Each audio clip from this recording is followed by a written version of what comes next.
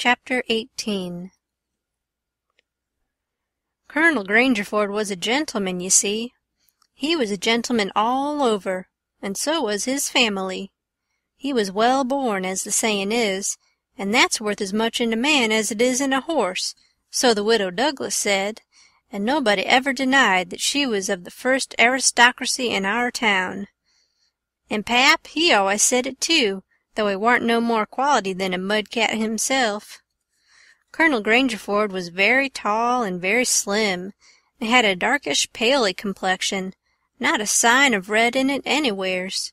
He was clean-shaved every morning all over his thin face, and he had the thinnest kind of lips, and the thinnest kind of nostrils, and a high nose and heavy eyebrows, and the blackest kind of eyes, sunk so deep back that they seemed like they was looking out of caverns at you, as you may say. His forehead was high, and his hair was black and straight and hung to his shoulders.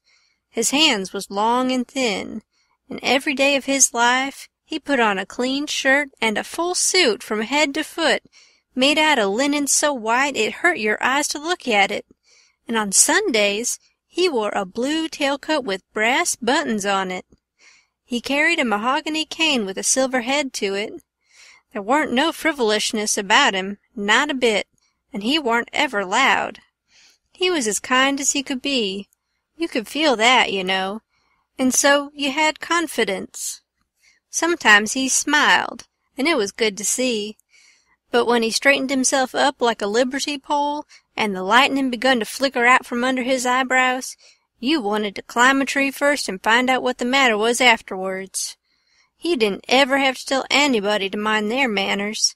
Everybody was always good-mannered where he was. Everybody loved to have him around, too. He was sunshine most always. I mean, he made it seem like good weather. When he turned into a cloud bank, it was awful dark for half a minute, and that was enough. There wouldn't nothing go wrong again for a week. When him and the old lady come down in the morning, all the family got up out of their chairs and give them good day, and didn't set down again till they had set down. Then Tom and Bob went to the sideboard, where the decanter was, and mixed a glass of bitters, and handed it to him, and he held it in his hand and waited till Tom's and Bob's was mixed, and then they bowed and said, "Our duty to you, sir and madam," and they bowed the least bit in the world, and said thank you, and so they drank all three, and Bob and Tom poured a spoonful of water in the sugar and the mite of whiskey or apple brandy in the bottom of their tumblers, and give it to me and Buck, and we drank to the old people too. Bob was the oldest, and Tom next. Tall, beautiful men, with very broad shoulders and brown faces, and long black hair and black eyes. They dressed in white linen from head to foot, like the old gentlemen, and wore broad Panama hats. Then there was Miss Charlotte. She was 25, and tall and proud and grand, about as good as she could be when she warn't stirred up, but when she was, she had a look that would make you wilt in your tracks like her father. She was beautiful. So was her sister, Miss Sophia, but it was a different kind. She was gentle and sweet like a dove, and she was only 20. Each person had their own nigger to wait on them, Buck too. My nigger had a monstrous easy time because I warn't used to having anybody do anything for me, but Buck's was on the jump most of the time. This was all there was of the family now, but there used to be more. 3 sons they got killed, and Emmeline that died.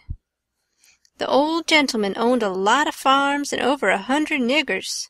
Sometimes a stack of people would come there, horseback, from 10 or 15 mile round, and stay 5 or 6 days, and have such junketings round about and on the river, and dances and picnics in the woods daytimes, and balls at the house nights. These people was mostly kinfolks of the family. The men brought their guns with them. It was a handsome lot of quality, I tell ya. There was another clan of aristocracy around there, 5 or 6 families, mostly of the same name of Shepherdson. They was as high-toned and well-born and rich and grand as the tribe of Grangerfords. The Shepherdsons and Grangerfords used the same steamboat landing, which was about 2 miles above our house, so sometimes when I went up there with a lot of our folks, I used to see a lot of the Shepherdsons there on their fine horses.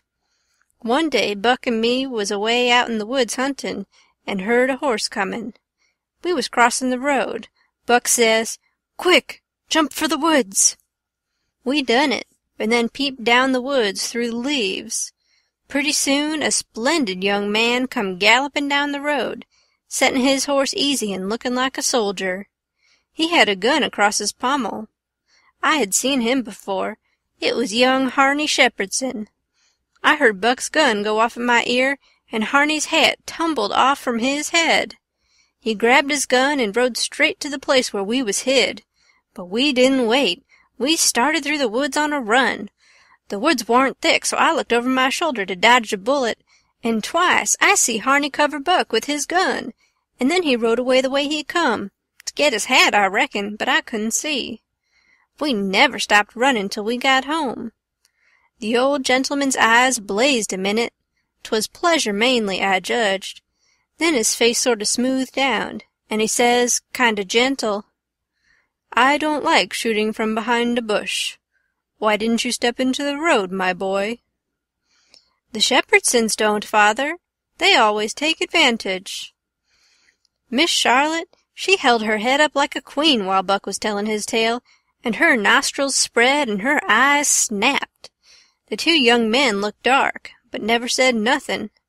Miss Sophia, she turned pale, but the color come back when she found the man warn't hurt. Soon as I could get Buck down by the corn cribs under the tree by ourselves, I says, "Did you want to kill him, Buck?" "Well, I bet I did." "What did he do to you?" "Him? He never done nothing to me." "Well, then, what did you want to kill him for?" "Why, nothing, only it's on account of the feud." "What's a feud?" "Why, where was you raised? Don't you know what a feud is?"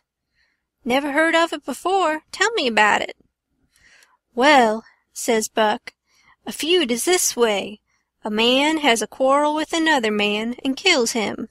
Then that other man's brother kills him. Then the other brothers on both sides goes for one another.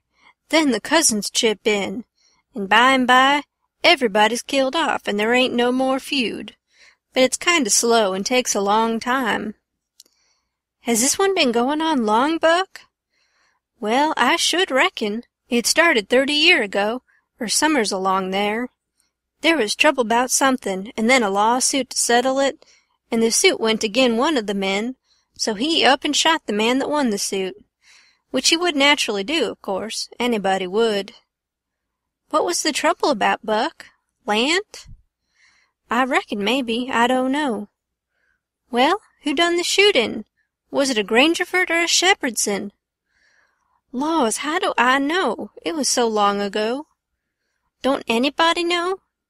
"Oh, yes, Pa knows, I reckon, and some of the other old people, but they don't know now what the row was about in the first place." "Has there been many killed, Buck?" "Yes, right smart chance of funerals, but they don't always kill. Pa's got a few buckshot in him, but he don't mind it 'cause he don't weigh much anyway. Bob's been carved up some with a bowie, and Tom's been hurt once or twice." "Has anybody been killed this year, Buck?" "Yes, we got one and they got one. 'Bout 3 months ago, my cousin Bud, 14-year-old, was riding through the woods on the other side of the river and didn't have no weapon with him, which was blame foolishness, and in a lonesome place he hears a horse a-comin' behind him, and sees old Baldy Shepherdson a-linkin' after him with his gun in his hand and his white hair a-flyin' in the wind. Instead of jumping off and taking to the bush, Bud 'lowed he could outrun him, so they had it nip and tuck for 5 mile or more, the old man a-gainin' all the time. So at last Bud seen it warn't any use, so he stopped and faced around so as to have the bullet holes in front, you know. And the old man, he rode up and shot him down.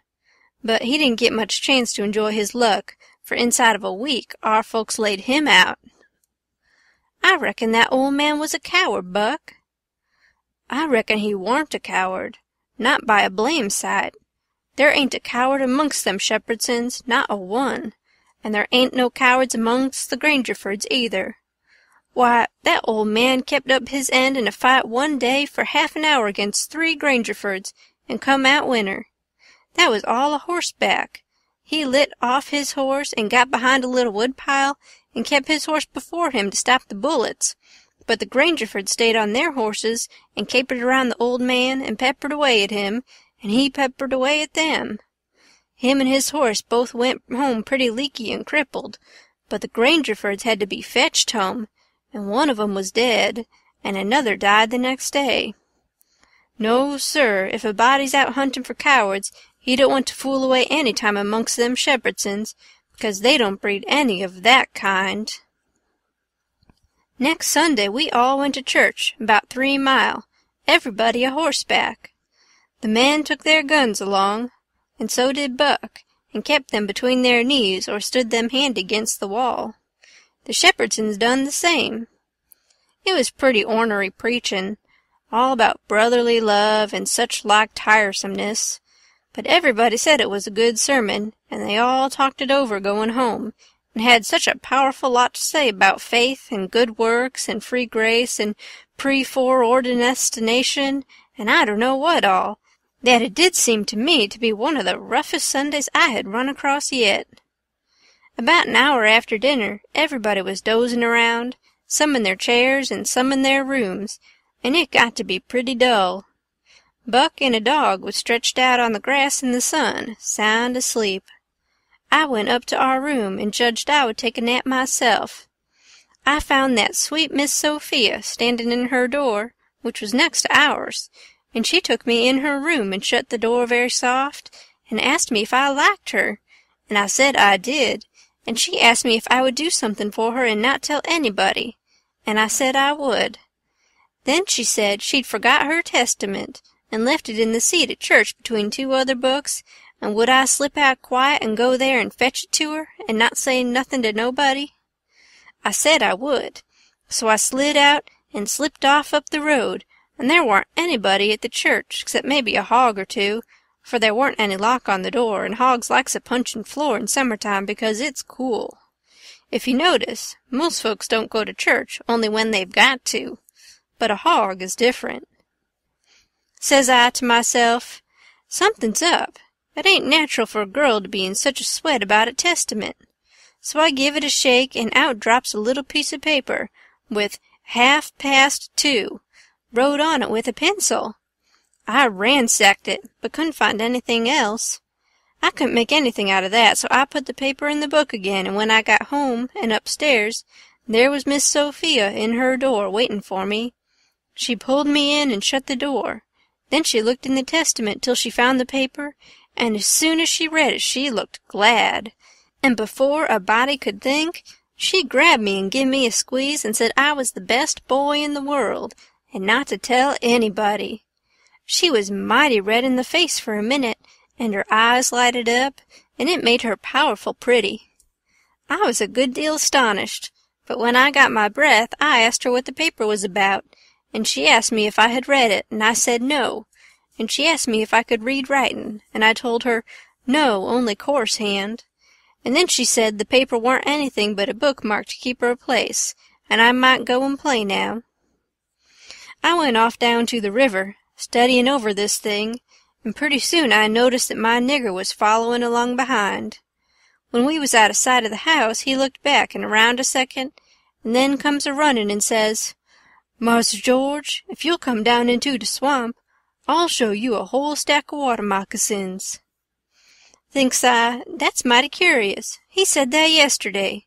He ought ter know a body don't love water moccasins enough to go round huntin' for them. What is he up to, anyway? So I says, all right, trot ahead. I followed a half-mile. Then he struck out over the swamp and waded ankle-deep as much as another half-mile. We come to a little flat piece of land which was dry, and very thick with trees and bushes and vines, and he says, "You shove right in dere just a few steps, Mars George. Dat's where dey is. I seed 'em before. I don't keer to see 'em no more." Then he slopped right along and went away, and pretty soon the trees hid him. I poked into the place a ways and come to a little open patch as big as a bedroom, all hung around with vines, and found a man layin' there asleep. And by jings, it was my old Jim. I waked him up, and I reckoned it was going to be a grand surprise to him to see me again, but it warn't. He nearly cried, he was so glad, but he warn't surprised. Said he swum along behind me that night, and heard me yell every time, but doesn't answer, because he didn't want nobody to pick him up and take him into slavery again. Says he, I got hurt a little, and couldn't swim fast, so I was considerable ways behind you towards the last. When you landed, I reckoned I could ketch up with you on the land 'thout having to shout at you, but when I see that house I begin to go slow. I is off too fur to hear what they say to you. I was afraid of the dogs, but when it was all quiet again, I knowed you's in the house, so I struck out for the woods to wait for day. Early in the morning some of the niggers come along, gwine to the fields, and they took me and showed me this place, where the dogs can't track me on accounts of the water, and they brings me truck to eat every night, and tells me how you's a-getting along. Why didn't you tell my Jack to fetch me here sooner, Jim? Well, 'twarn't no use to disturb you, Huck, till we could do something, but we's all right now. I been a-buying pots and pans and victuals, and I got a chancet and a-patching up the raft nights when— What raft, Jim? Our old raft. You mean to say our old raft warn't smashed all to flinders? No, she warn't. She was tore up a good deal. One end of her was, but they warn't no great harm done, only our traps was most all lost. If we hadn't dived so deep and swum so fur under water, and the night hadn't been so dark, and we weren't so skeered, and been such pumpkin-heads as the sayin' is, we'd 'a seed the raft. But it's just as well we didn't, 'cause now she's all fixed up again most as good as new, and we's got a new lot of stuff, in the place of what is lost. Why, how did you get hold of the raft again, Jim? Did you catch her? How I goin' to ketch her and I out in the woods? No, some of the niggers found her ketched on a snag along here in the bend, and they hid her in a crick 'mongst the willows, and they was so much jawin' about which on 'em she belonged to the most, that I come to hear about it pretty soon, so I ups and settles the trouble by tellin' 'em she don't belong to none of 'em, but to you and me, and I asked 'em if they's gwine to grab a young white gentleman's property and get a hidin' for it. Then I gin 'em 10 cents apiece, and they is mighty well satisfied, and wished some more rafts would come along and make 'em rich again. They's mighty good to me, these niggers is, and whatever I wants 'em to do for me, I don't have to ask 'em twice, honey. That Jack's a good nigger, and pretty smart. Yes, he is. He ain't ever told me you was here. Told me to come, and he'd show me a lot of water moccasins. If anything happens, he ain't mixed up in it. He can say he never seen us together, and it'll be the truth. I don't want to talk much about the next day. I reckon I'll cut it pretty short. I waked up about dawn, and was a-goin' to turn over and go to sleep again, when I noticed how still it was. Didn't seem to be anybody stirrin'. That warn't usual. Next, I noticed that Buck was up and gone. Well, I gets up a-wonderin' and goes downstairs. Nobody around, everything as still as a mouse. Just the same outside. Thinks I, what does it mean? Down by the woodpile, I comes across my Jack and says, What's it all about? Says he, Don't you know, Mars George? No, says I don't.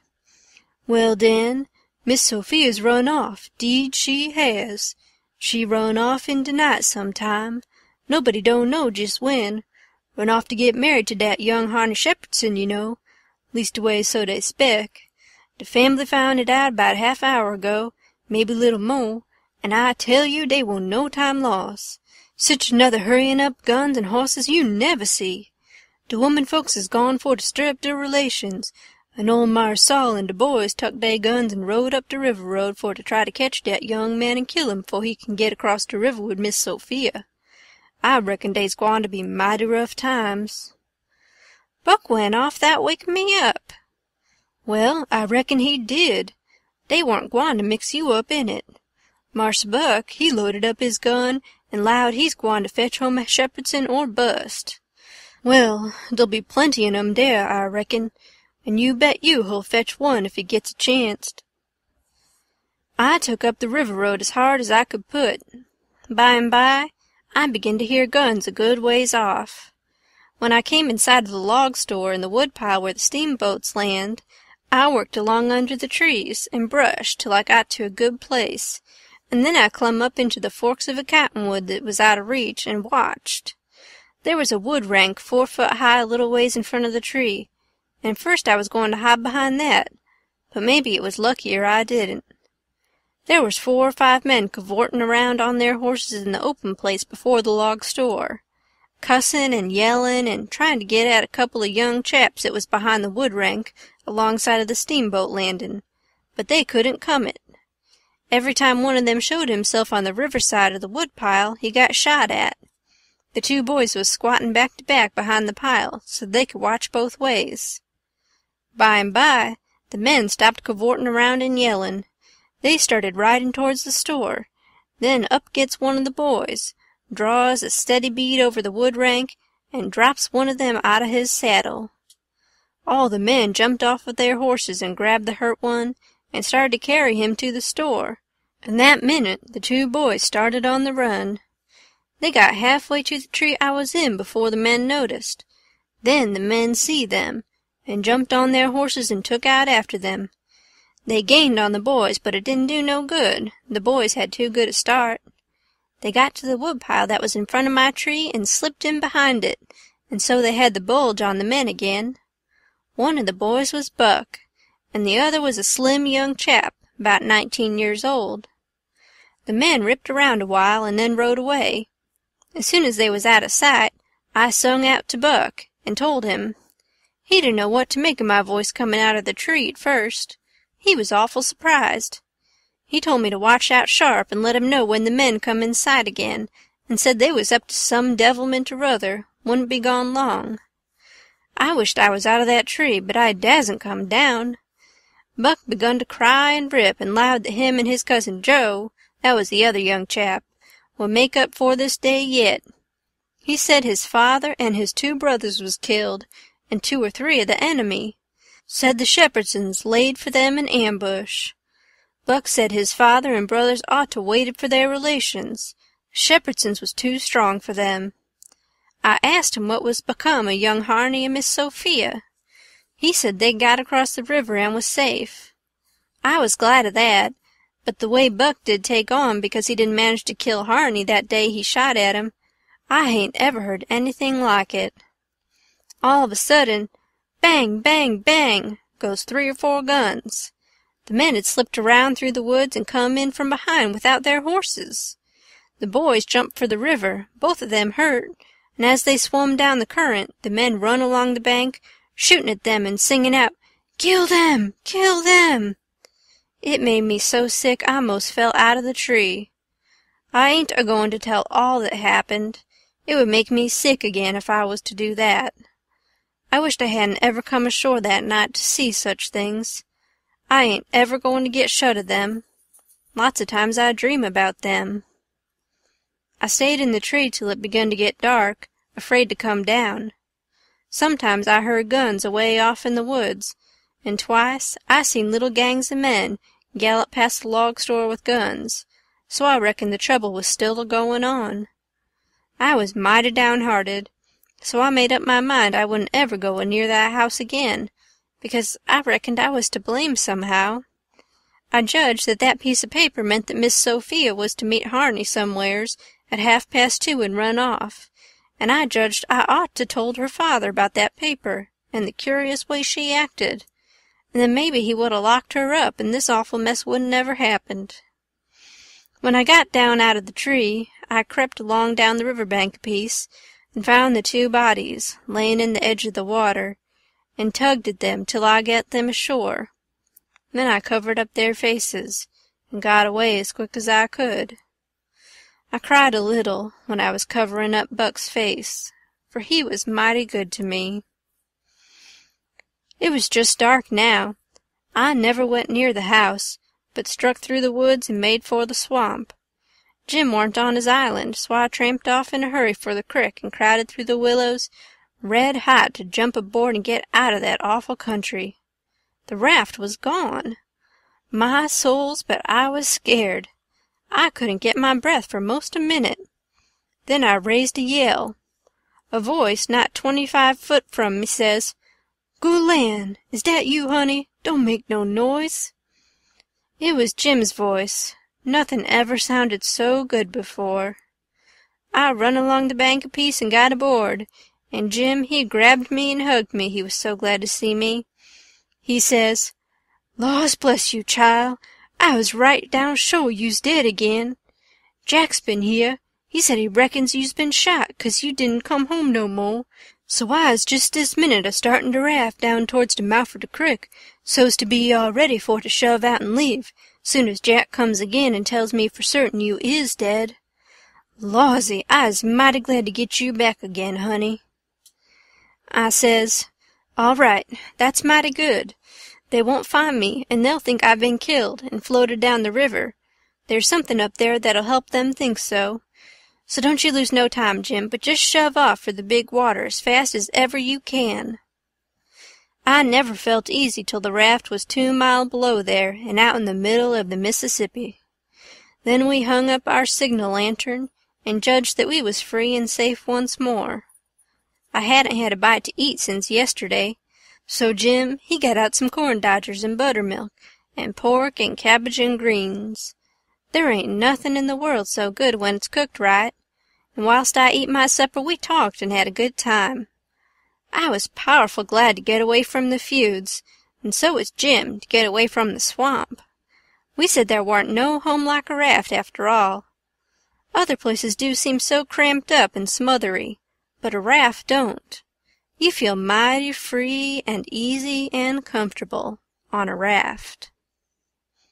End of Chapter 18. Chapter 19. 2 or 3 days and nights went by. I reckon I might say they swum by.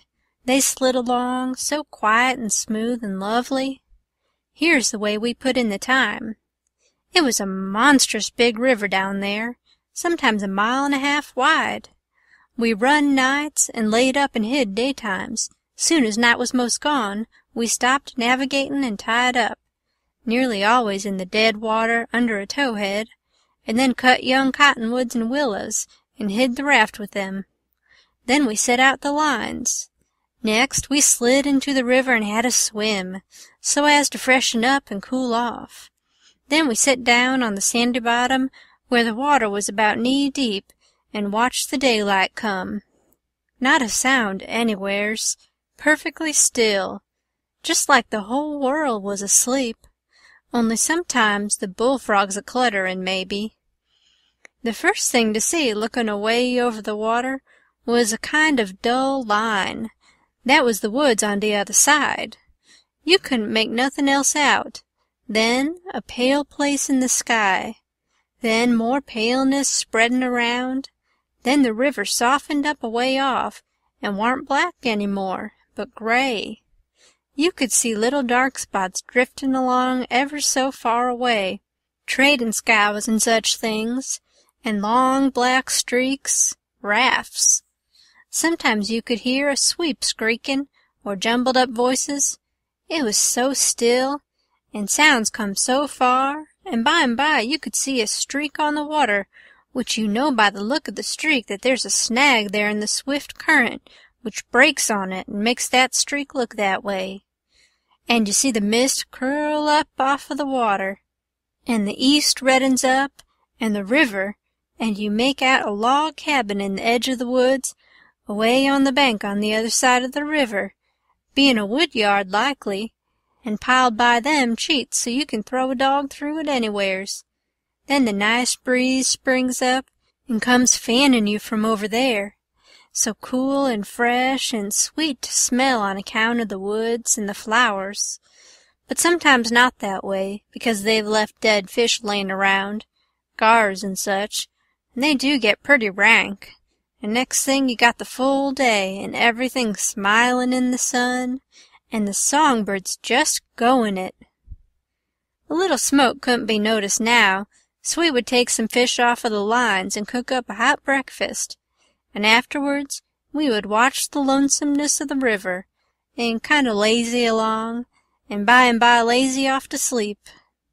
Wake up by and look to see what done it, and maybe see a steamboat coughin' along upstream, so far off towards the other side you couldn't tell nothin' about her, only whether she was a stern wheel or side wheel. Then for about an hour there wouldn't be nothin' to hear, nor nothin' to see. Just solid lonesomeness. Next you'd see a raft slidin' by, away off yonder, and maybe a galoot on it choppin', 'cause they're most always doin' it on a raft. You'd see the axe flash and come down. You don't hear nothin'. You see that axe go up again, and by the time it's above the man's head, then you hear the ka-chunk. It had took all that time to come over the water. So we would put in the day, lazyin' around, listenin' to the stillness. Once there was a thick fog, and the rafts and things that went by was beatin' tin pans so the steamboats wouldn't run over them. A scow or a raft went by so close we could hear them talkin' and cussin' and laughin'. Heard them plain, but we couldn't see no sign of them. It made you feel crawly. It was like spirits carryin' on that way in the air.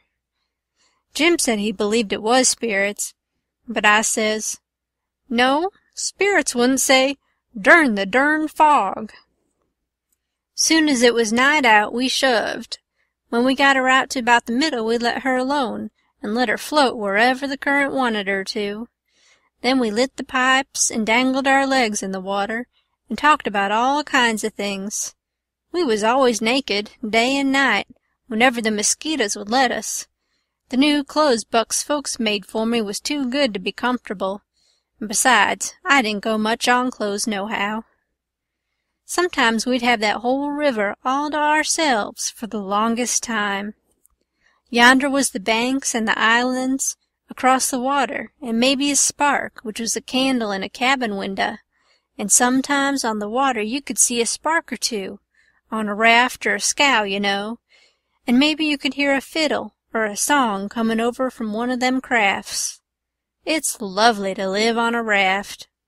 We had the sky up there all speckled with stars, and we used to lay on our backs and look up at them, and discuss about whether they was made or only just happened. Jim, he 'lowed they was made, but I 'lowed they happened. I judged it would have took so long to make so many. Jim said the moon could 'a' laid them. Well, that looked kind of reasonable, so I didn't say nothin' against it, because I've seen a frog lay most as many, so of course it could be done. We used to watch the stars that fell, too, and see them streak down. Jim allowed they'd got spoiled, and was hove out of the nest. Once or twice of a night we could see a steamboat slippin' along in the dark, and now and then she would belch a whole world of sparks up out of her chimblies, and they would rain down in the river and look awful pretty. Then she would turn a corner, and her lights would wink out, and her powwow shut off and leave the river still again. And by her waves would get to us, a long time after she was gone, and joggle the raft a bit. And after that you wouldn't hear nothin', for you couldn't tell how long, 'cept maybe frogs or somethin'. After midnight the people on shore went to bed, and then for 2 or 3 hours the shores was black, no more sparks in the cabin windows. These sparks was our clock. The first one that showed again meant mornin' was comin', so we hunted a place to hide and tie up right away.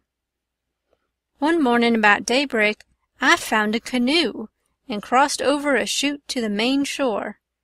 It was only 200 yards, and paddled about a mile up a crick amongst the cypress woods to see if I couldn't get some berries. Just as I was passin' a place where a kind of a cow-path crossed the crick, here comes a couple of men tearin' up the path as tight as they could foot it. I thought I was a goner, for whenever anybody was after anybody, I judged it was me, or maybe Jim. I was about to dig out from there in a hurry, but they was pretty close to me then, and sung out and begged me to save their lives, said they hadn't been doing nothin' and was being chased for it, and there was men and dogs a-comin'. They wanted to jump right in, but I says, 'Don't you do it. I don't hear the dogs and horses yet. You've got time to crowd through the brush and get up the crick a little ways. Then you take to the water and wade down to me and get in. That'll throw the dogs off the scent.' They done it, and soon as they was aboard, I lit out for our towhead, and in about 5 or 10 minutes we heard the dogs and the men away off shoutin'. We heard them come along towards the crick, but couldn't see them. They seemed to stop and fool around a while. Then, as we got further and further away all the time, we couldn't hardly hear them at all. And by the time we had left a mile of woods behind us and struck the river, everything was quiet, and we paddled over to the towhead and hid in the cottonwoods and was safe. One of these fellows was about 70 or upwards, and had a bald head and very gray whiskers. He had an old, battered-up slouch hat on, and a greasy blue woolen shirt, and ragged old blue jeans breeches stuffed into his boot-tops, and home-knit glasses. No, he only had one. He had an old, long-tailed, blue jeans coat with slick brass buttons flung over his arm, and both of them had big, fat, ratty-looking carpet-bags. The other fellow was about 30, and dressed about as ornery. After breakfast we all laid off and talked, and the first thing that come out was that these chaps didn't know one another. "What got you into trouble?"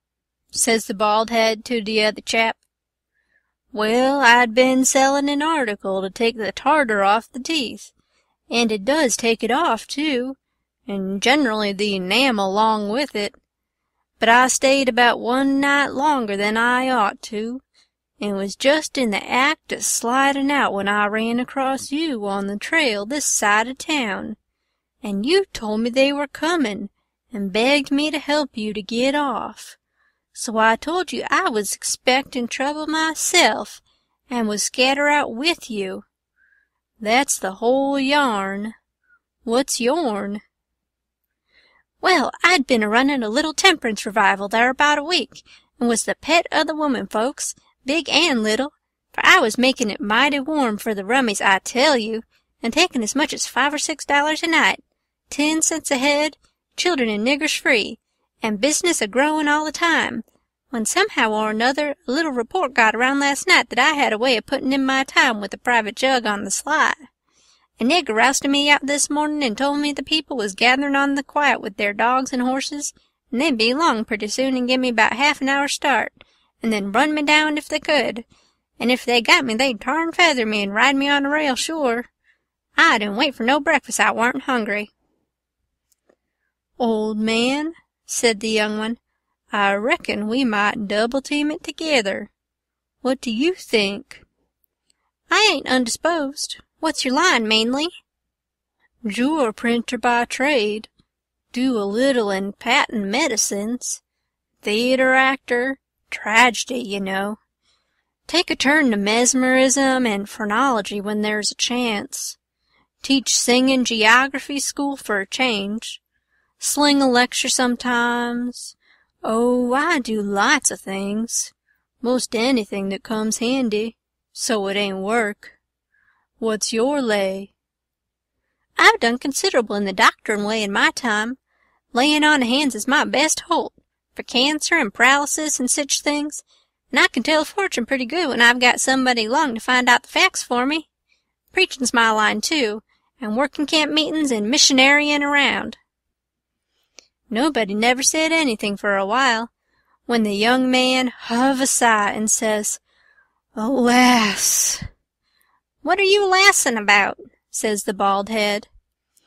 "To think I should have lived to be leadin' such a life, and be degraded down into such company." And he begun to wipe the corner of his eye with a rag. "Durn your skin, ain't the company good enough for you?" says the bald head, pretty pert and uppish. "Yes, it is good enough for me. It's as good as I deserve, for who fetched me so low when I was so high? I did myself. I don't blame you, gentlemen. Far from it. I don't blame anybody. I deserve it all. Let the cold world do its worst. One thing I know, there's a grave somewhere for me. The world may go on just as it's always done, and take everything from me, loved ones, property, everything. But it can't take that. Some day I'll lie down in it and forget it all, and my poor broken heart will be at rest. He went on a-wiping. Drat your poor broken heart, says the bald head. What are you heaving your poor broken heart at us for? We ain't done nothing. No, I know you haven't. I ain't blaming you, gentlemen. I brought myself down. Yes, I did it myself. It's right I should suffer. Perfectly right. I don't make any moan. Brought you down from where? Where was you brought down from? You would not believe me. The world never believes. Let it pass. 'Tis no matter. The secret of my birth— The secret of your birth? Do you mean to say— Gentlemen, says the young man, very solemn, I will reveal it to you, for I feel I may have confidence in you. By rights, I am a duke. Jim's eyes bugged out when he heard that, and I reckon mine did too. Then the bald head says, No, you can't mean it. Yes, my great-grandfather, eldest son of the Duke of Bridgewater, fled to this country about the end of the last century to breathe the pure air of freedom. Married here and died, leaving a son, his own father dying about the same time. The second son of the late Duke seized the titles and estates. The infant real Duke was ignored. I am the lineal descendant of that infant. I am the rightful Duke of Bridgewater, and here am I, forlorn, torn from my high estate, hunted of men, despised by the cold world, ragged, worn, heartbroken, and degraded to the companionship of felons on a raft. Jim pitied him ever so much, and so did I. We tried to comfort him, but he said it warn't much use, he couldn't be much comforted, and if we was a mind to acknowledge him, that would do him more good than most anything else. So we said we would, if he would tell us how. He said we ought to bow when we spoke to him, and say, Your Grace, or My Lord, or Your Lordship, and he wouldn't mind if we called him plain Bridgewater, which he said was a title anyway, and not a name, and one of us ought to wait on him at dinner and do any little thing for him he wanted done. Well, that was all easy, so we done it. All through dinner Jim stood around and waited on him, and says, Will your Grace have some of this, or some of that? And so on, and a body could see it was mighty pleasing to him. But the old man got pretty silent by and by, didn't have much to say, and didn't look pretty comfortable over all that petting that was going on around that Duke. He seemed to have something on his mind. So, along in the afternoon, he says, Look a-here, Bilgewater, he says, I'm nation sorry for you, but you ain't the only person that's had troubles like that. No?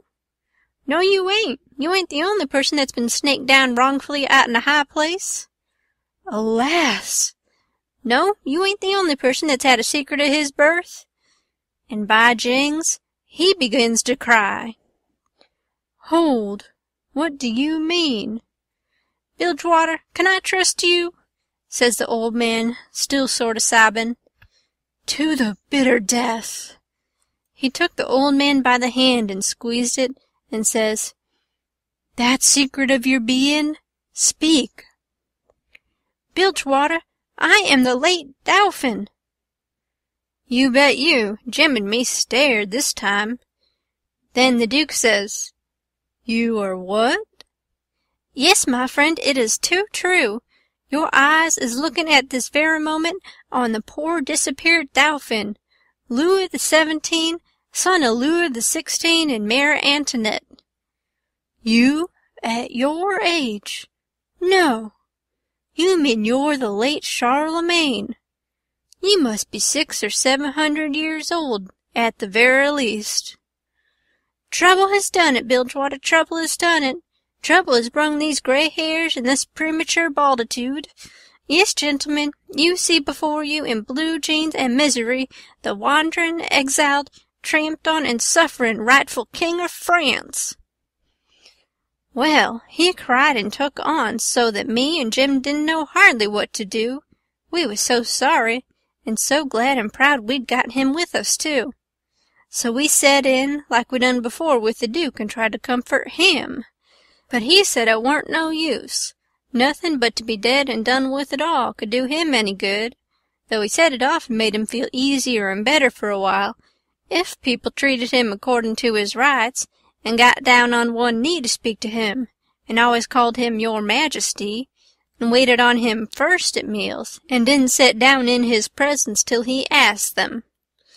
So Jim and me set to majestying him, and doing this and that and the other for him, and standing up till he told us we might sit down. This done him heaps of good, and so he got cheerful and comfortable. But the Duke kind o' soured on him, and didn't look a bit satisfied with the way things was going. Still, the king acted real friendly towards him, and said the Duke's great-grandfather and all the other Dukes of Bilgewater was a good deal thought of by his father, and was allowed to come to the palace considerable. But the Duke stayed huffy a good while, till by and by the king says, "Like as not we got to be together a blamed long time on this here raft, Bilgewater, and so what's the use of your being sour? It'll only make things uncomfortable. It ain't my fault I warn't born a duke. It ain't your fault you warn't born a king, so what's the use to worry? Make the best of things, the way you find 'em, says I. That's my motto. This ain't no bad thing that we struck here. Plenty grub and an easy life. Come, give us your hand, Duke, and let's all be friends."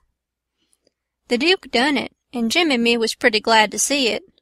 It took away all the uncomfortableness, and we felt mighty good over it, because it would have been a miserable business to have any unfriendliness on the raft, for what you want above all things on a raft is for everybody to be satisfied and feel right and kind towards the others. It didn't take me long to make up my mind that these liars weren't no kings nor dukes at all, but just low-down humbugs and frauds. But I never said nothing, never let on.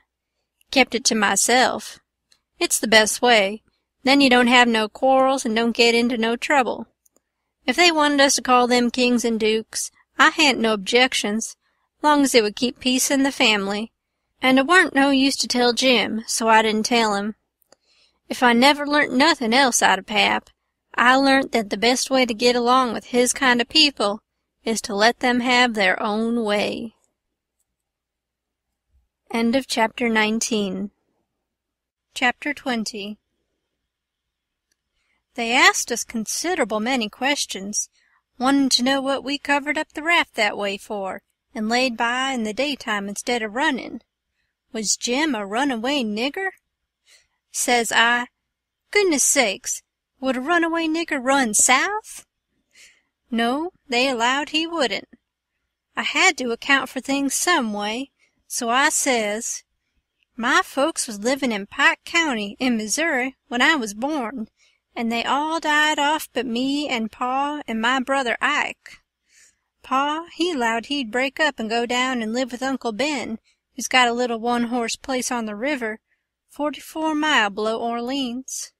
Pa was pretty poor and had some debts, so when he'd squared up, there warn't nothing left but $16 and our nigger Jim.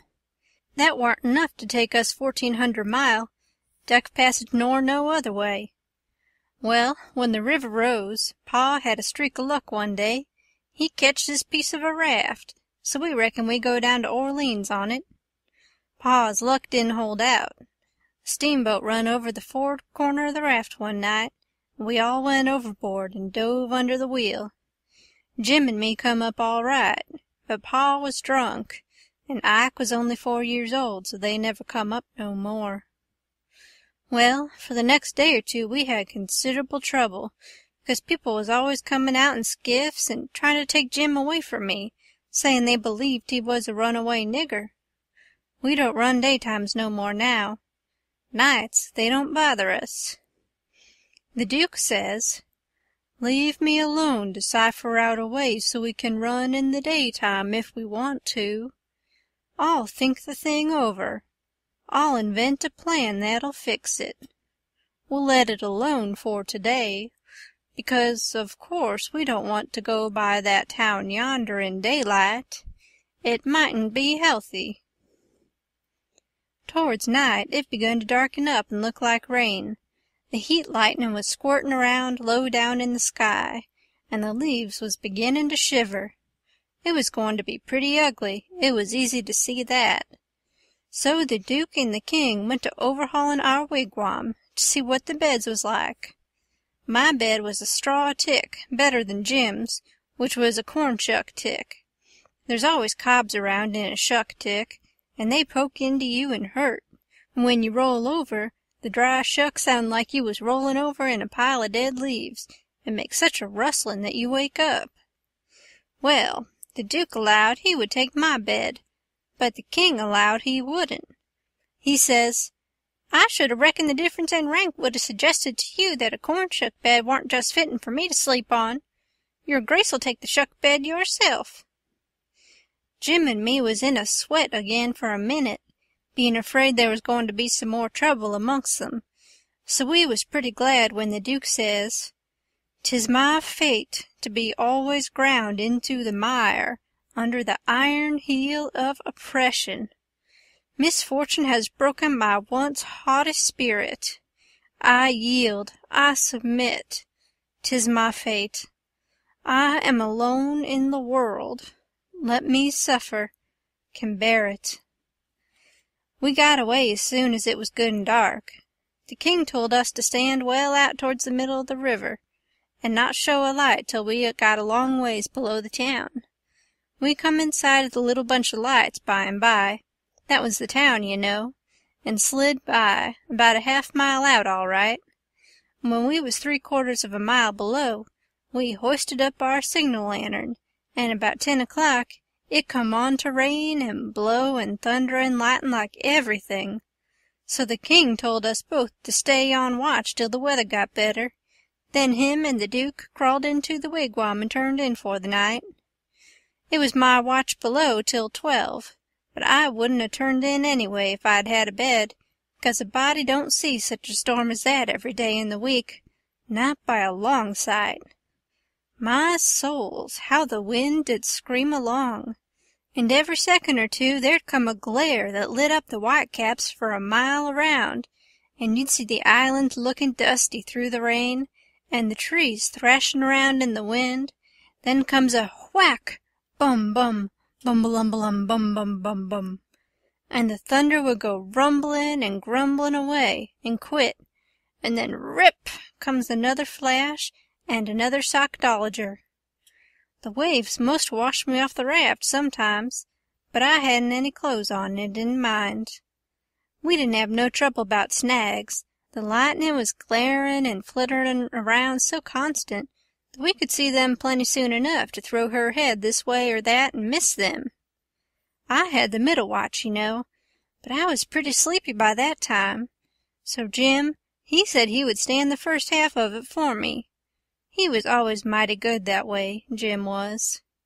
I crawled into the wigwam, but the King and the Duke had their legs sprawled around so there warn't no show for me, so I laid outside. I didn't mind the rain because it was warm, and the waves warn't running so high now. About 2 they come up again, though, and Jim was going to call me, but he changed his mind because he reckoned they weren't high enough yet to do any harm. But he was mistaken about that, for pretty soon all of a sudden along comes a regular ripper and washed me overboard. It most killed Jim a-laughing. He was the easiest nigger to laugh that ever was, anyway. I took the watch, and Jim he laid down and snored away, and by the storm let up for good and all, and the first cabin light that showed I rousted him out, and we slid the raft into hiding quarters for the day. The king got out an old ratty deck of cards after breakfast, and him and the Duke played 7-up a while, 5 cents a game. Then they got tired of it, and allowed they would lay out a campaign, as they called it. The Duke went down into his carpet-bag and fetched up a lot of little printed bills and read them out loud. One bill said, "The celebrated Dr. Armand de Montauban of Paris would lecture on the science of phrenology at such and such a place on the blank day of blank at 10 cents admission and furnish charts of character at 25 cents apiece." The Duke said that was him. In another bill, he was the world-renowned Shakespearean tragedian, Garrick the Younger of Drury Lane, London. In other bills he had a lot of other names, and done other wonderful things, like finding water and gold with a divining rod, dissipating witch spells, and so on. By and by he says, "But the histrionic muse is the darling. Have you ever trod the boards, royalty?" "No," says the king. "You shall, then, before you're 3 days older, fallen grandeur," says the Duke. "The first good town we come to, we'll hire a hall, and do the sword fight in Richard III, and the balcony scene in Romeo and Juliet. How does that strike you?" "I'm in, up to the hub, for anything that will pay. Bilgewater, but, you see, I don't know nothing about play acting, and hain't ever seen much of it. I was too small when Pap used to have 'em at the palace. Do you reckon you can learn me?" "Easy." "All right. I'm just freezing for something fresh anyway. Let's commence right away." So the Duke, he told him all about who Romeo was and who Juliet was, and said he was used to being Romeo, so the king could be Juliet.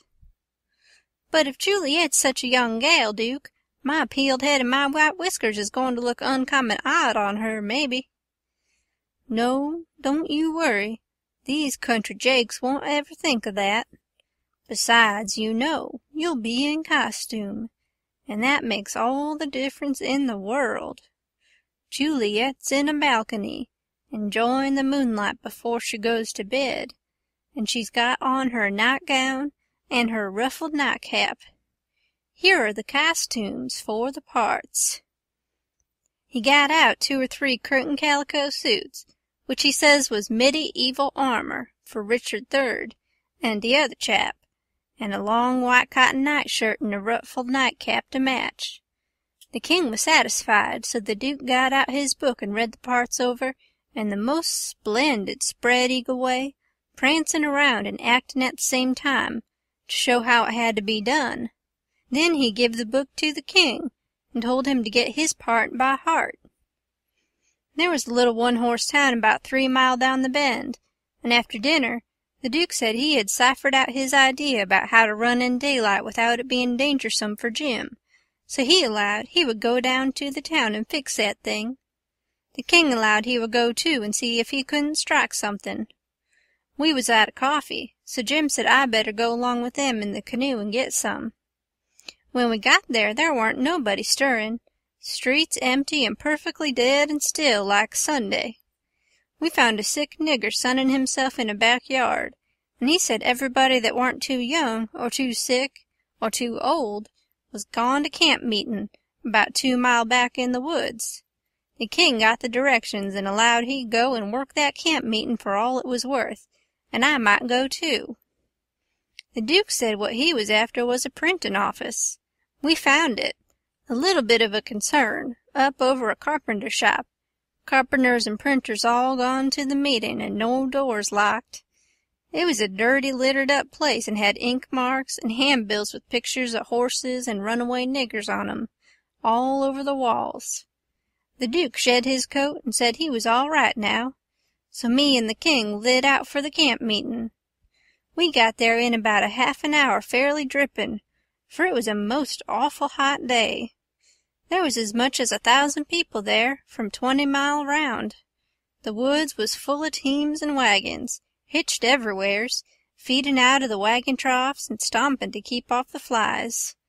There was sheds made out of poles and roofed over with branches, where they had lemonade and gingerbread to sell, and piles of watermelons and green corn and such like truck. The preachin' was goin' on under the same kinds of sheds, only they was bigger and held crowds of people. The benches was made out of outside slabs of logs, with holes bored in the round side to drive sticks into for legs. They didn't have no backs. The preachers had high platforms to stand on at one end of the sheds. The women had on sunbonnets, and some had linsey-woolsey frocks, some gingham ones, and a few of the young ones had on calico. Some of the young men was barefooted, and some of the children didn't have on any clothes but just a tow linen shirt. Some of the old women was knittin', and some of the young folks was courtin' on the sly. The first shed we come to, the preacher was linin' out a hymn. He lined out 2 lines. Everybody sung it, and it was kind of grand to hear it. There was so many of them, and they done it in such a rousin' way. Then he lined out 2 more for them to sing, and so on. The people woke up more and more, and sung louder and louder, and towards the end some begun to groan and some begun to shout.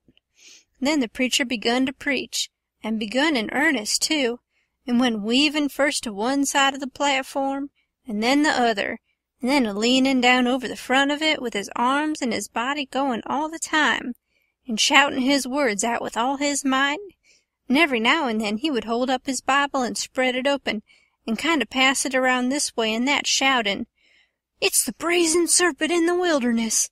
Look upon it and live!" And people would shout out, "Glory, amen!" And so he went on, and the people groanin' and cryin' and sayin' amen. "Oh, come to the mourner's bench! Come, black with sin! Amen! Come, sick and sore! Amen! Come, lame and halt and blind! Amen! Come, poor and needy, sunk in shame! Amen! Come, all that's worn and soiled and suffering! Come with a broken spirit! Come with a contrite heart! Come in your rags and sin and dirt! The waters that cleanses free, the door of heaven stands open. Oh, enter in it, be at rest! Amen! Glory, glory, hallelujah!" And so on. You couldn't make out what the preacher said any more, on account of the shoutin' and cryin'. Folks got up everywheres in the crowd and worked their way just by main strength to the mourner's bench, with the tears running down their faces. When all the mourners had got up there to the front benches in a crowd, they sung and shouted and flung themselves down on the straw, just crazy and wild. Well, the first thing I knowed, the king got a-goin', and you could hear him over everybody, and next he went chargin' up onto the platform, and the preacher, he begged him to speak to the people, and he done it. He told them he was a pirate, been a pirate for 30 years out in the Indian Ocean, and his crew was thinned out considerable last spring in a fight, and he was home now to take out some fresh men, and thanks to goodness he'd been robbed last night and put ashore off of a steamboat without a cent, and he was glad of it. It was the blessedest thing that ever happened to him, 'cause he was a changed man now, and happy for the first time in his life, and poor as he was going to start right off and work his way back to the Indian Ocean, and put in the rest of his life trying to turn the pirates into the true path, for he could do it better than anybody else, being acquainted with all pirate crews in that ocean, and though it would take him a long time to get there without money, he would get there anyway, and every time he convinced a pirate, he would say to him, "Don't you thank me, don't you give me no credit, it all belongs to them dear people in Pokeville camp meetin', natural brothers and benefactors of the race, and that dear preacher there, the truest friend a pirate ever had." And then he busted into tears, and so did everybody.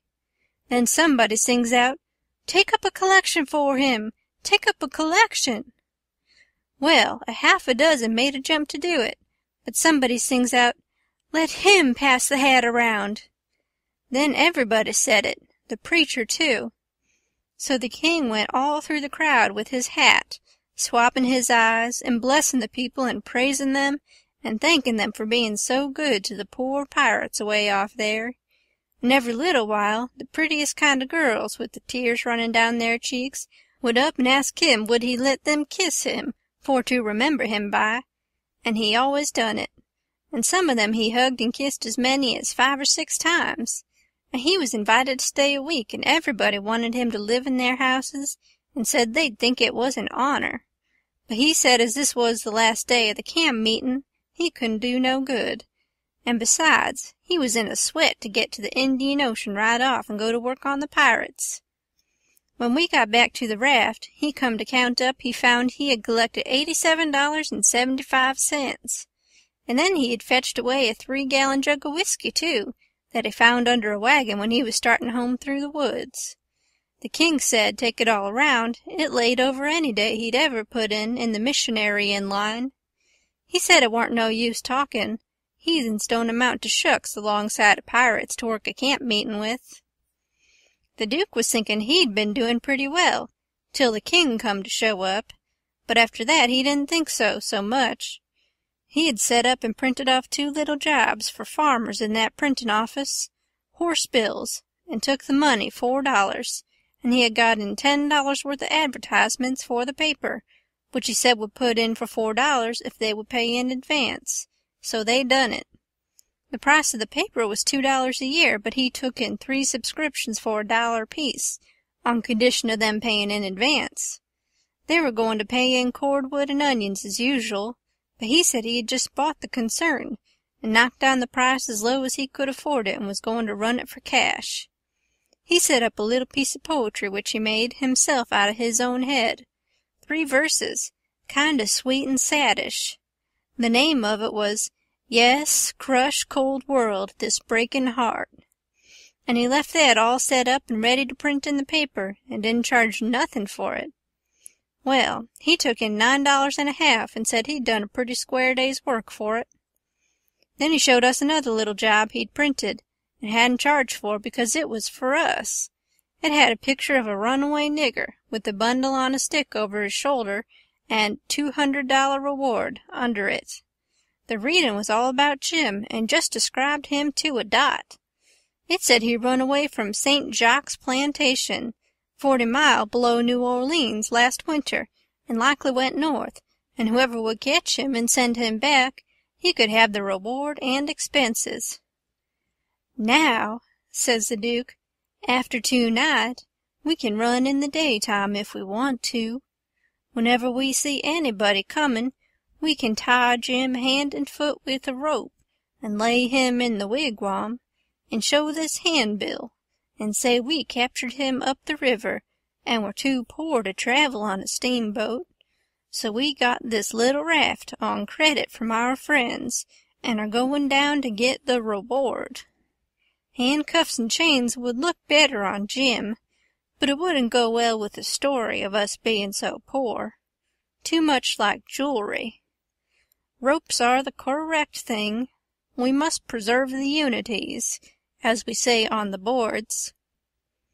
We all said the Duke was pretty smart, and there couldn't be no trouble about running daytimes. We judged we could make miles enough that night to get out of the reach of the powwow we reckoned the Duke's work in the printing office was going to make in that little town. Then we could boom right along if we wanted to. We laid low and kept still, and never shoved out till nearly 10 o'clock. Then we slid by, pretty wide away from the town, and didn't hoist our lantern till we was clear out of sight of it. When Jim called me to take the watch at 4 in the morning, he says, "Huck, do you reckon we gwine to run across any mo' kings on dis trip?" "No," I says, "I reckon not." "Well," says he, "that's all right, den. I don't mind 1 or 2 kings, but that's enough. Dis one's pow'ful drunk, and de Duke ain't much better." I found Jim had been trying to get him to talk French, so he could hear what it was like, but he said he had been in this country so long, and had so much trouble, he'd forgot it. End of chapter 20. Chapter 21 It was after sun-up now, but we went right on and didn't tie up. The king and the duke turned out by and by, looking pretty rusty, but after they'd jumped overboard and took a swim, it chippered them up a good deal. After breakfast, the king, he took a seat on the corner of the raft, and pulled off his boots and rolled up his breeches, and let his legs dangle in the water, so as to be comfortable, and lit his pipe and went to getting his Romeo and Juliet by heart.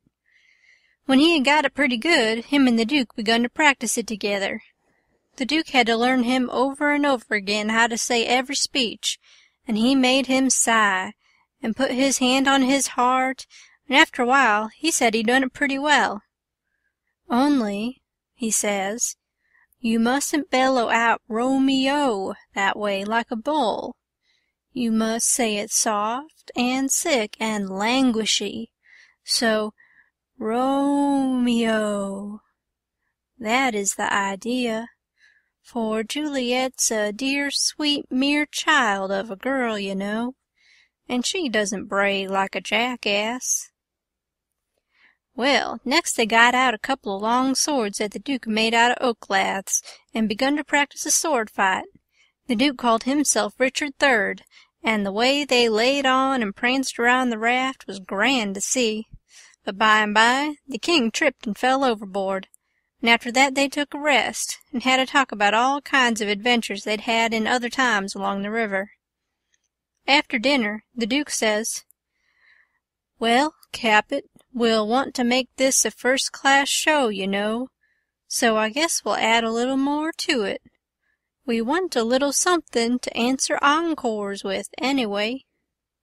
"What's encores, Bilgewater?"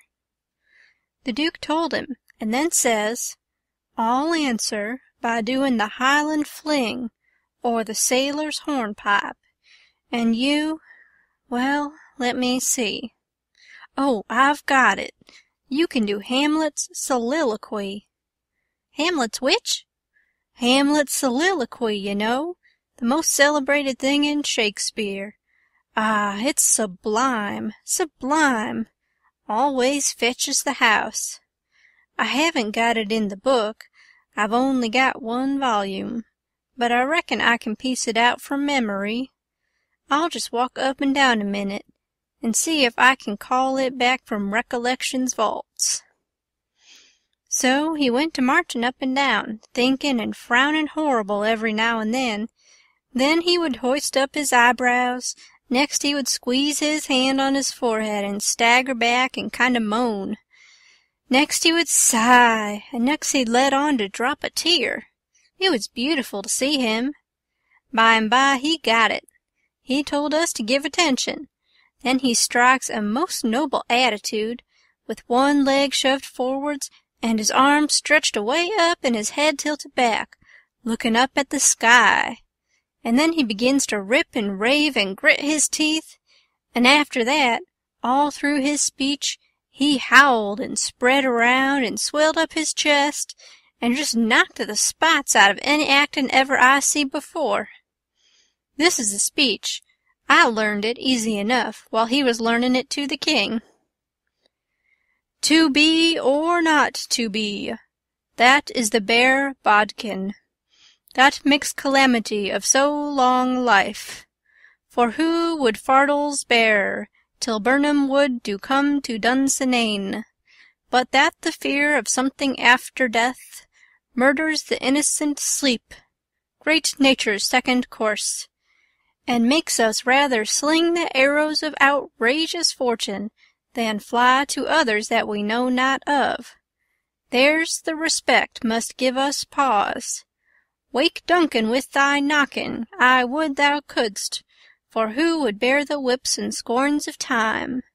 The oppressor's wrong, the proud man's contumely, the law's delay, and the quietus which his pangs might take in the dead waste and middle of the night, when churchyards yawn in customary suits of solemn black. But that the undiscovered country, from whose bourne no traveller returns, breathes forth contagion on the world, and thus the native hue of resolution, like the poor cat in the adage, is sicklied o'er with care, and all the clouds that lord o'er our housetops with this regard their currents turn awry, and lose the name of action. 'Tis a consummation devoutly to be wished. But soft, you, the fair Ophelia, ope not thy ponderous and marble jaws, but get thee to a nunnery, go. Well, the old man he liked that speech, and he mighty soon got it so he could do it first rate. It seemed like he was just born for it. When he had his hand in and was excited, it was perfectly lovely, the way he would rip and tear and rair up behind when he was getting it off. The first chance we got, the Duke he had some show bills printed, and after that, for 2 or 3 days as we floated along, the raft was a most uncommon lively place, for there warn't nothing but sword-fighting and rehearsing, as the Duke called it, going on all the time. One morning, when we was pretty well down the state of Arkansas, we come in sight of a little one-horse town in a big bend, so we tied up about 3/4 of a mile above it, in the mouth of a crick which was shut in like a tunnel by the cypress trees, and all of us but Jim took the canoe and went down there to see if there was any chance in that place for our show. We struck it mighty lucky. There was going to be a circus there that afternoon, and the country people was already beginning to come in all kinds of old shackly wagons and on horses. The circus would leave before night, so our show would have a pretty good chance. The Duke, he hired the courthouse, and we went around and stuck up our bills. They read like this: Shakespearean Revival! Exclamation, exclamation, exclamation! Wonderful attraction! Exclamation! For one night only! Exclamation! The world-renowned tragedians, David Garrick the Younger of Drury Lane Theatre, London, and Edmund Kean the Elder of the Royal Haymarket Theatre, Whitechapel, Pudding Lane, Piccadilly, London, and the Royal Continental Theatres, and their sublime Shakespearean spectacle, entitled The Balcony Scene in Romeo and Juliet! Exclamation, exclamation, exclamation! Romeo, Mr. Garrick. Juliet, Mr. Kean. Assisted by the whole strength of the company! Exclamation! New costumes, new scenery, new appointments! Exclamation! Also, the thrilling, masterly, and blood-curdling broadsword conflict in Richard III! Exclamation, exclamation, exclamation! Richard III, Mr. Garrick. Richmond, Mr. Kean. Also, by special request, Hamlet's immortal soliloquy! Exclamation, exclamation! By the illustrious Kean! Exclamation! Done by him 300 consecutive nights in Paris! Exclamation! For one night only, on account of imperative European engagements! Exclamation! Admission 25 cents. Children and servants 10 cents. Then we went loafing around the town. The stores and houses was most all old, shackly, dried-up frame concerns that had never been painted. They was set up 3 or 4 foot above ground on stilts, so as to be out of reach of the water when the river was overflowed. The houses had little gardens around them, but they didn't seem to raise hardly anything in them but Jimson weeds and sunflowers and ash piles, and old curled-up boots and shoes, and pieces of bottles and rags and played-out tinware. The fences was made of different kinds of boards, nailed on at different times, and they leaned every which way, and had gates that didn't generally have but one hinge, a leather one. Some of the fences had been whitewashed some time or another, but the Duke said it was in Columbus's time, like enough. There was generally hogs in the garden, and people driving them out. All the stores was along one street. They had white domestic awnings in front, and the country people hitched their horses to the awning posts. There was empty dry goods boxes under the awnings, and loafers roosting on them all day long, whittling them with their barlow knives, and chawing tobacco, and gaping and yawning and stretching. A mighty ornery lot.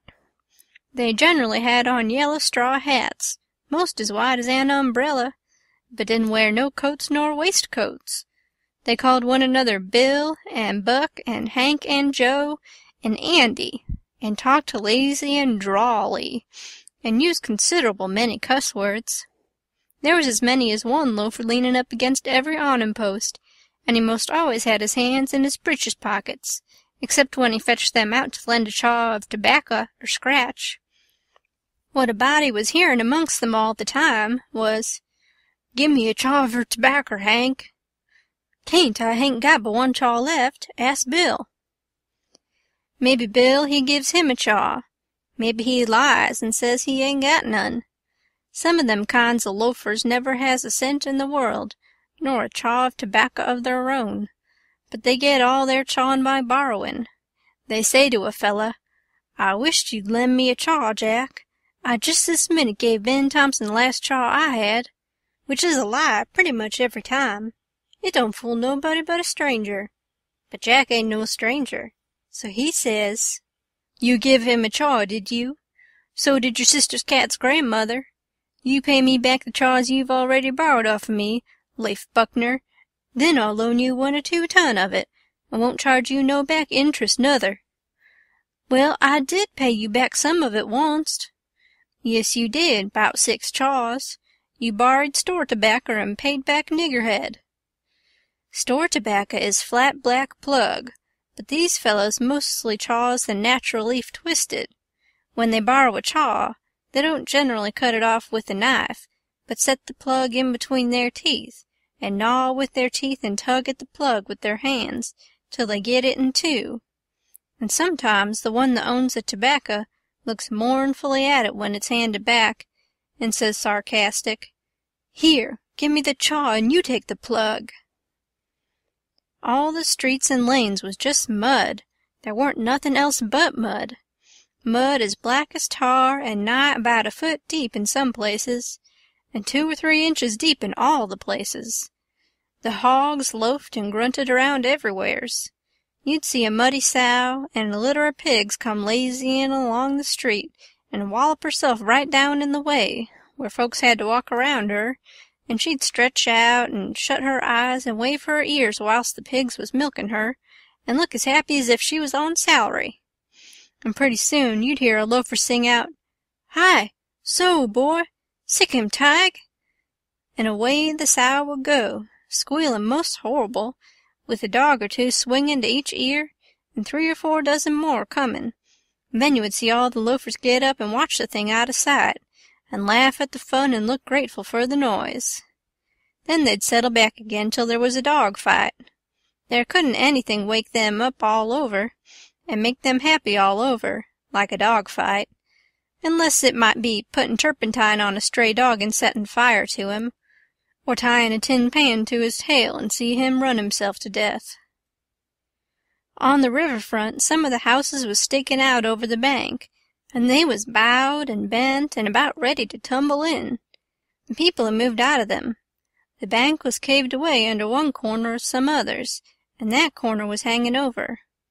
People lived in them yet, but it was dangersome, because sometimes a strip of land as wide as a house caves in at a time. Sometimes a belt of land a 1/4 of a mile deep will start in and cave along, till it all caves into the river in one summer. Such a town as that has to be always moving back and back and back, because the river's always gnawing at it. The nearer it got to noon that day, the thicker and thicker was the wagons and horses in the streets, and more coming all the time. Families fetched their dinners with them from the country, and eat them in the wagons. There was considerable whiskey drinking going on, and I seen 3 fights. By and by somebody sings out, "Here comes old Boggs, in from the country for his little old monthly drunk. Here he comes, boys." All the loafers looked glad. I reckon they was used to having fun out of Boggs. One of them says, Wonder who he's a-gwine to chaw up this time. If he'd a-chawed up all the men he's been a-gwine to chaw up in the last 20 year, he'd have considerable reputation now." Another one says, "I wisht old Boggs'd threaten me, 'cause then I'd know I warn't gwine to die for 1,000 year." Boggs come a-tearing along on his horse, whooping and yelling like an Injun, and singing out, "Clear the track thar! I'm on the war-path, and the price of coffins is a-gwine to rise." He was drunk and weaving about in his saddle. He was over 50-year-old and had a very red face. Everybody yelled at him and laughed at him and sassed him, and he sassed back and said he'd attend to them and lay them out in their regular turns, but he couldn't wait now because he'd come to town to kill old Colonel Sherburne, and his motto was, "Meat first and spoon vittles to top off on." He see me and rode up and says, "Where'd you come from, boy? You prepared to die?" Then he rode on. I was skeered, but a man says, "He don't mean nothin'. He's always a-carryin' on like that when he's drunk. He's the best-naturedest old fool in Arkansas. Never hurt nobody, drunk nor sober." Boggs rode up before the biggest store in town and bent his head down so he could see under the curtain of the awning, and yells, "Come out here, Sherburne! Come out and meet the man you've swindled. You're the hound I'm after, and I'm a-gwine to have you, too." And so he went on, calling Sherburne everything he could lay his tongue to, and the whole street packed with people listening and laughing and going on. By and by, a proud-looking man about 55, and he was a heap the best-dressed man in that town, too, steps out of the store, and the crowd drops back on each side to let him come. He says to Boggs, mighty calm and slow, he says, "I'm tired of this, but I'll endure it till 1 o'clock. Till 1 o'clock, mind, no longer. If you open your mouth against me only once after that time, you can't travel so far, but I will find you." Then he turns and goes in. The crowd looked mighty sober.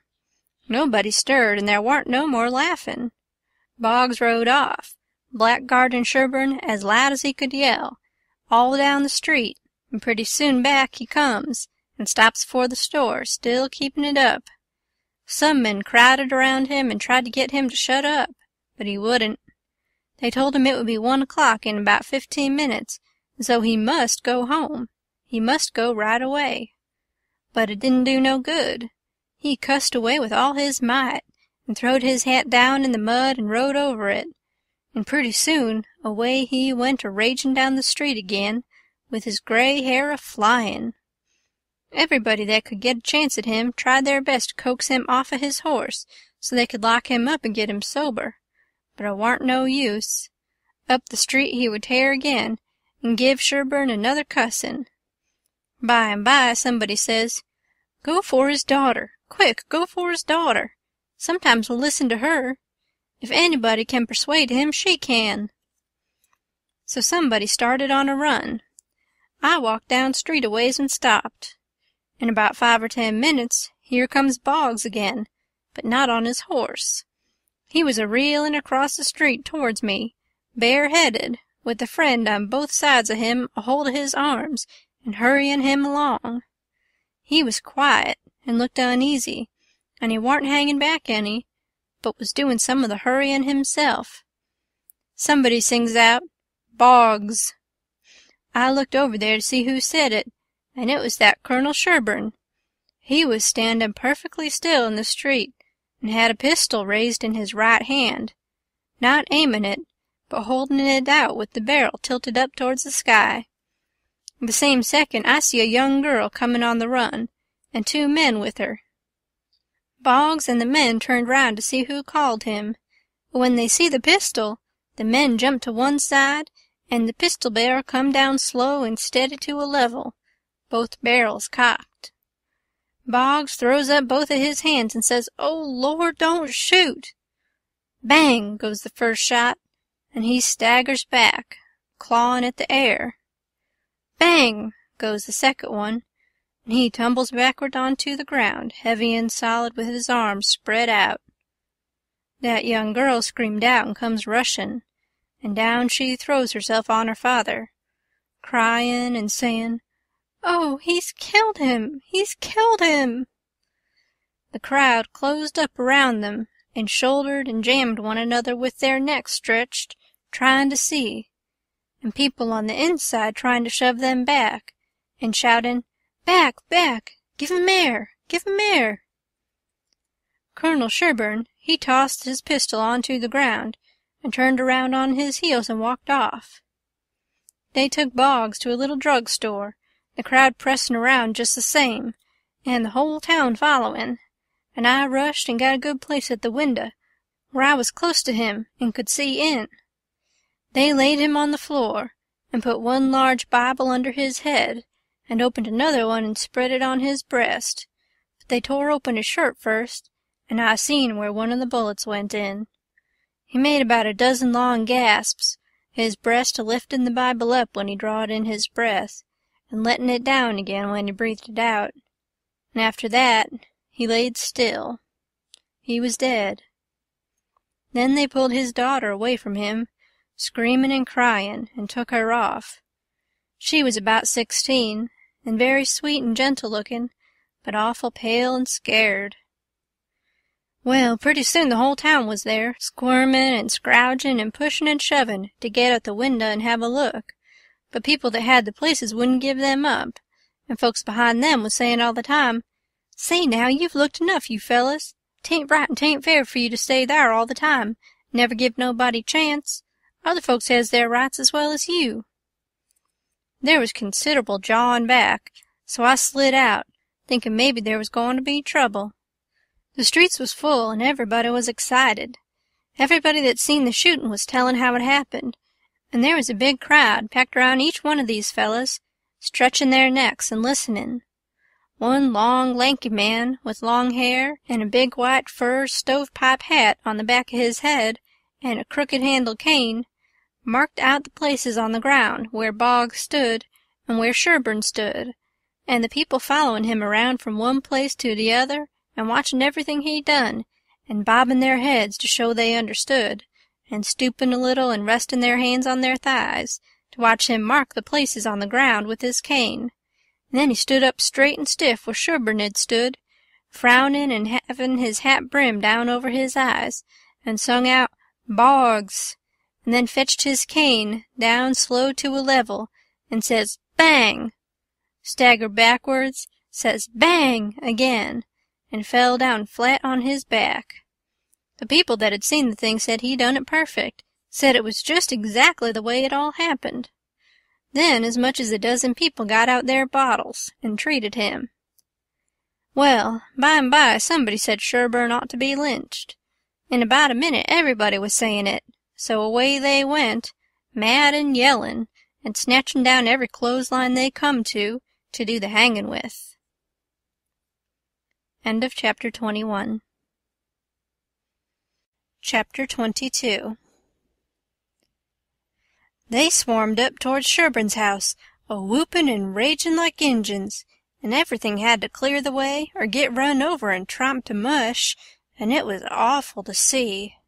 Children was heelin' it ahead of the mob, screamin' and tryin' to get out of the way, and every window along the road was full of women's heads, and there was nigger boys in every tree, and bucks and wenches lookin' over every fence, and as soon as the mob would get nearly to them, they would break and scattle back out of reach. Lots of the women and girls was cryin' and takin' on, scared most to death. They swarmed up in front of Sherburne's palin's as thick as they could jam together, and you couldn't hear yourself think for the noise. It was a little 20-foot yard. Some sung out, "Tear down the fence! Tear down the fence!" Then there was a racket of rippin' and tearin' and smashin', and down she goes, and the front wall of the crowd begins to roll in like a wave. Just then Sherburne steps out onto the roof of his little front porch, with a double-barrel gun in his hand, and takes his stand, perfectly calm and deliberate, not saying a word. The racket stopped, and the wave sucked back. Sherburne never said a word, just stood there looking down. The stillness was awful creepy and uncomfortable.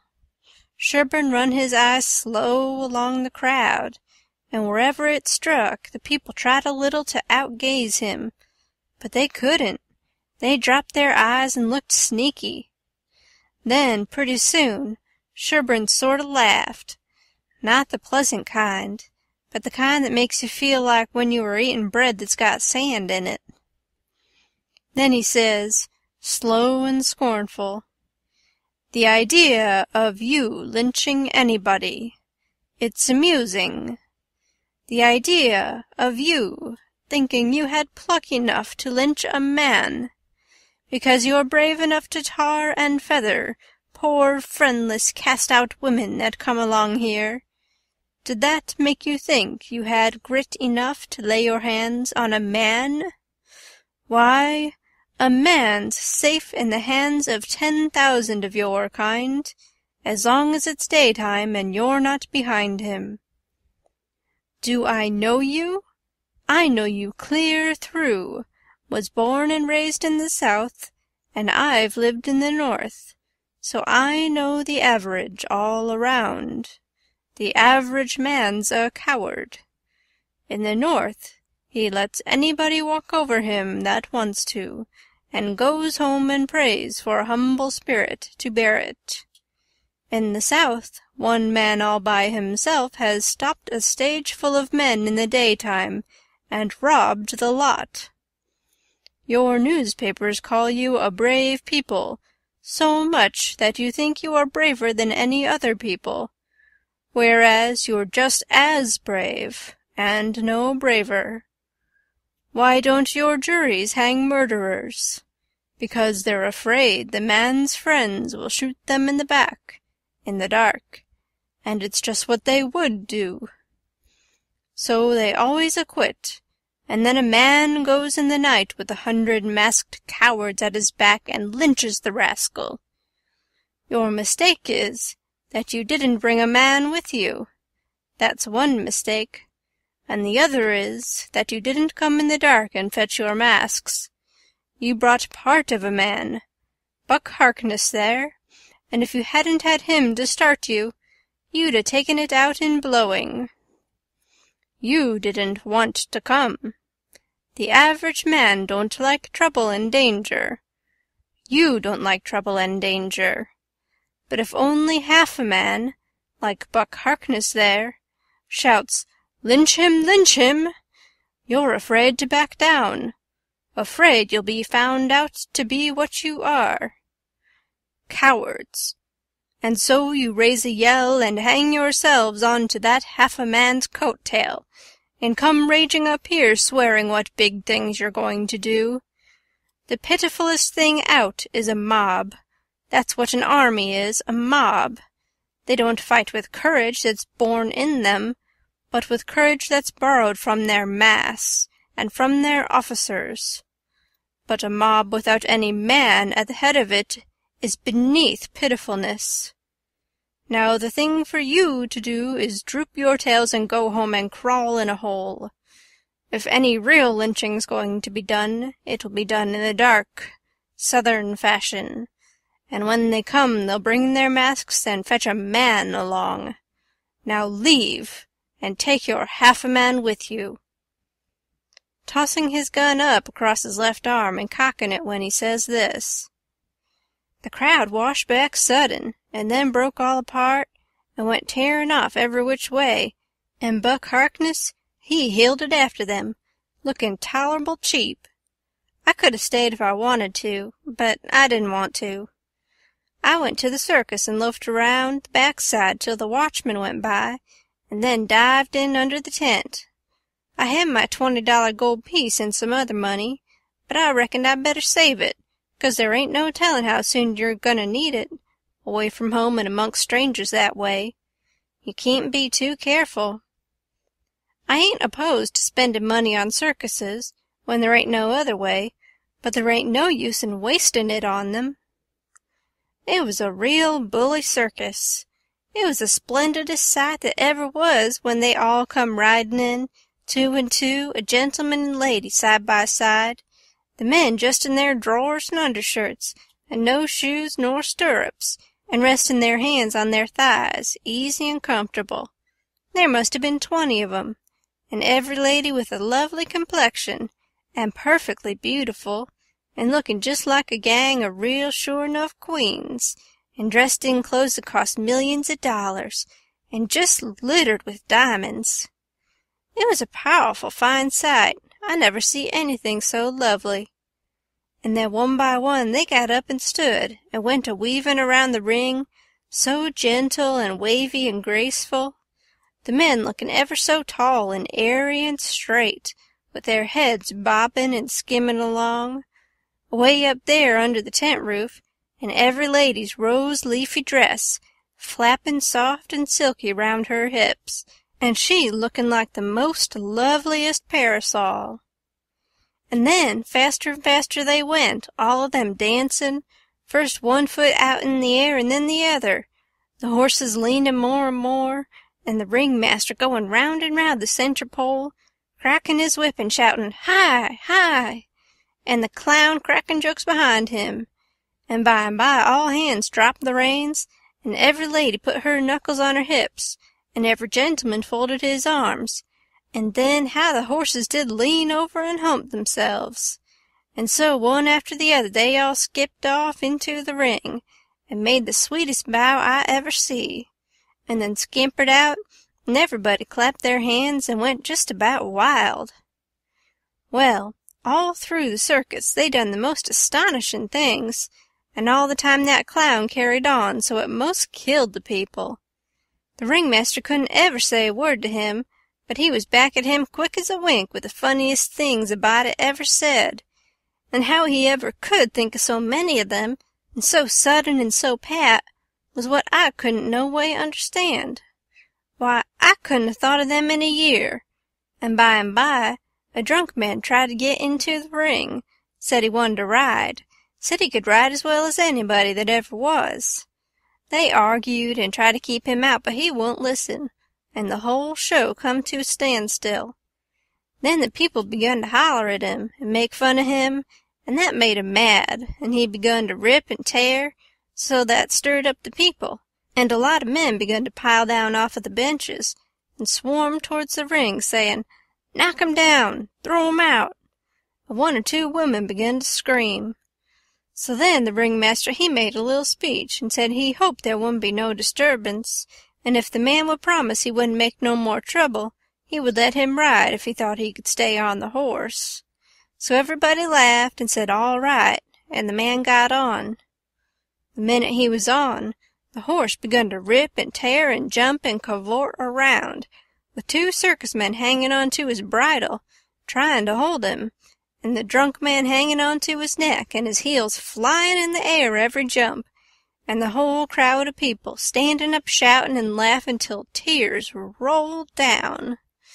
And alas, sure enough, all the circus men could do, the horse broke loose, and away he went like the very nation, round and round the ring with that sot laying down on him and hanging to his neck, with first one leg hanging most to the ground on one side, and then the other one on the other side, and the people just crazy.